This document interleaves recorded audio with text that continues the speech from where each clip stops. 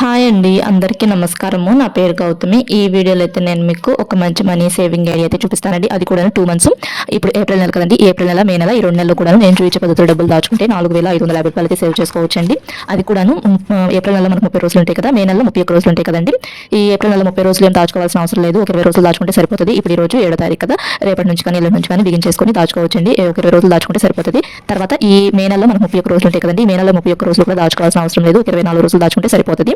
ఇంకా నేను చూపించే పద్ధతిలో దాచుకుంటే ఇలా చక్కగా 4,550 రూపాయలు సేవ్ చేసుకోవచ్చు. అది కూడాను ఒక 10 రూపాయలు, 20 రూపాయలు, అలా ఒక 100 రూపాయలు, ఒక 200 రూపాయలు, ఇలా ఒక్కొక్క రోజు ఒక్కో విధంగా మనం డబ్బులు అనేవి దాచుకుంటూ ఉంటామండి. చక్కగా మనలాంటి మధ్యతరగతి ఆడవాళ్ళకి ఇలా మనీ సేవ్ చేసుకోవడం బెస్ట్ అండి. ఇలా మనం చేసే ఖర్చులోనే కొంచెం ఖర్చులు అనేవి తగ్గించుకొని ఇలా డబ్బులు అనేవి సేవ్ చేసుకోవచ్చండి. అంటే ఖర్చులు తగ్గించుకొని డబ్బులు సేవ్ చేసుకునే కన్నా ముందుగానే తీసుకొని మనం పక్కన పెట్టేసేసుకున్నాం అనుకోండి, ఇంత అమౌంట్ ఈ రోజు ఇంత అమౌంట్ సేవ్ చేసుకోవాలని, అప్పుడు మనకి ఆటోమేటిక్గా ఖర్చులు అనేవి తగ్గించుకుంటామండి. ఎందుకంటే మన దగ్గర డబ్బులు లేనప్పుడు మనం ఖర్చులు చేయడానికి ముందుకు రాం కదా.